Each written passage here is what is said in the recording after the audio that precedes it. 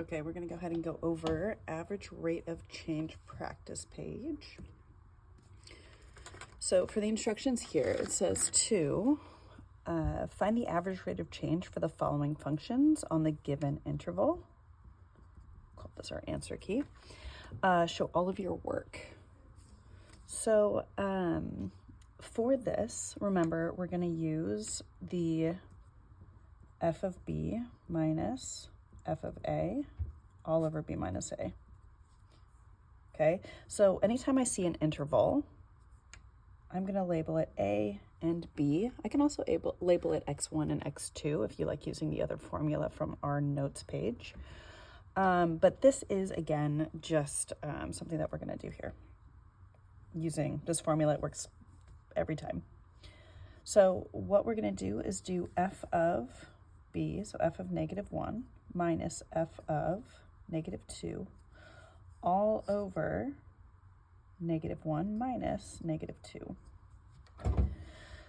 So to figure out what f of -1 is, all I'm going to do is substitute -1 in for x in this equation. So -1 squared is 1. 1 minus -1 is 1 plus 1, which is 2, minus -2 squared is 4. 4 minus -2 is 4 plus 2, which is 6. 1 minus -2, well, that's -1 plus 2. Sorry, -1 minus -2. So it's -1 plus 2, which gives me 1. So I end up with -4 over 1, just -4 is my average rate of change. Okay, so the next one, a and b, we're going to do the same thing. So we're going to do f of 5 minus f of 2 all over 5 minus 2. And again, you don't have to write it out this way every time. It helps me though. So 4 times 5 plus 7 is 20 plus 7, so 27, minus 8 plus 7 is 15 over 3, which is 12 over 3, so that's 4. All right, my next one here, a and b.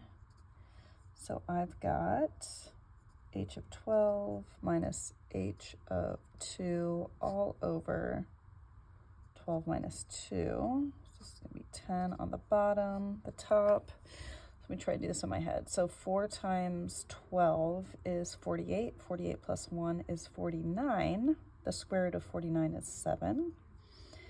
Minus h of 2. So I've got 4 times 2 is 8. 8 plus 1 is 9. The square root of 9 is 3. So this gives me 4/10, which is 2/5. Or I can change it into 0.4 if I want to.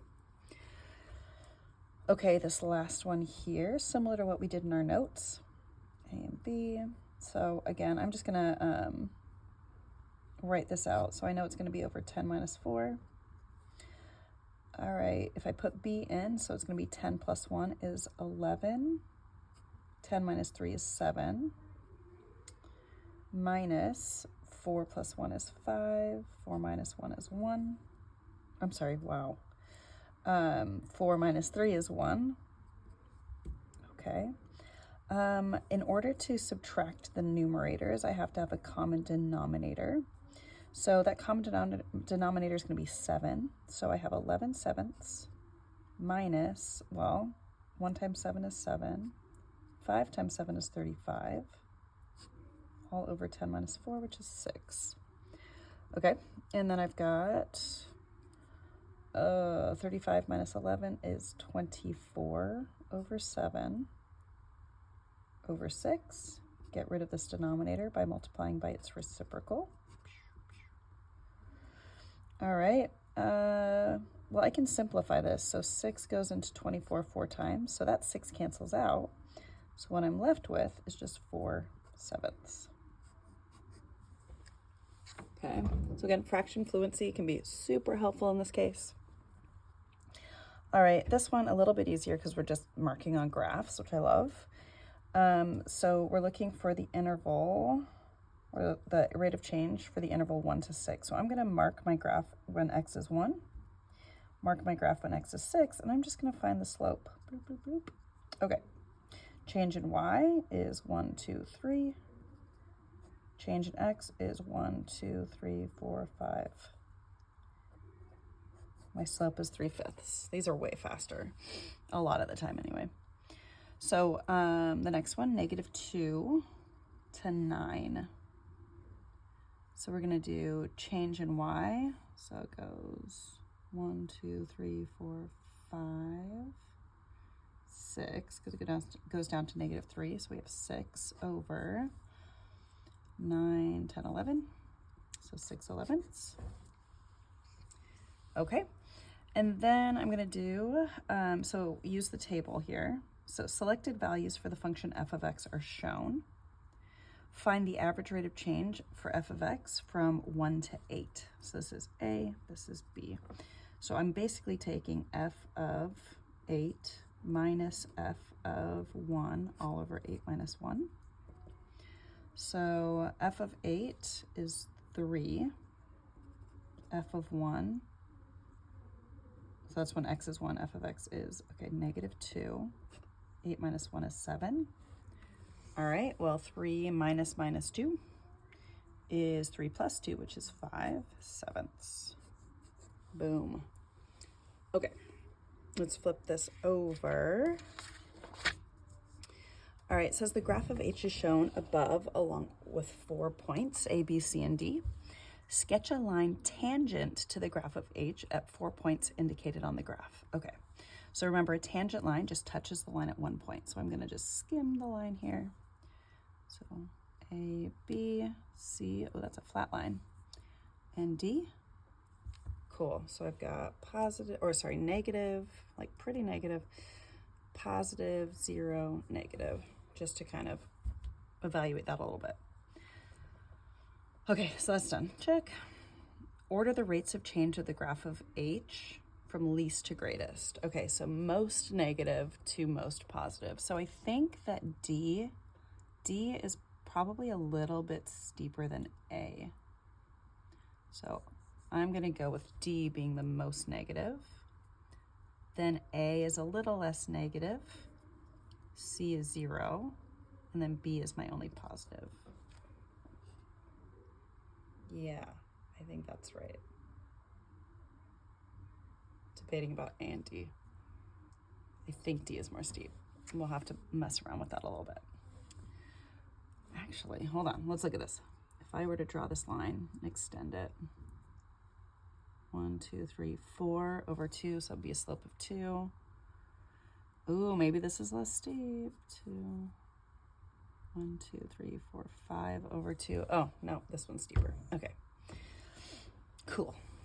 All right, so for each of the following statements about the graph of h shown above, circle the correct answer and the correct reasoning. So from A to B, so point A to point B, here to here, the rate of change of h is increasing or decreasing because the graph of h is concave up or concave down. So I can see that it's concave up, so that's the reasoning. And I know that it's increasing. So it's increasing because it's going from negative to positive. Cool, so increasing because it's concave up. Perfect. From point B to point C, the graph of h is, let's see, B to C. So this is getting more and more positive than negative. So it's going positive, stays positive, then it goes negative. So it's going from positive to negative. So it's decreasing. Oh my gosh, that was not correct interpretation. Remember, see how the first one said rate of change? I totally messed that up. So let's fix it. So the graph of h itself is increasing. Okay, because the rate of change of h is positive. That means it's going uphill, so the slope is positive from here to here. Okay. Whew, I read that wrong. Easy mistake to make.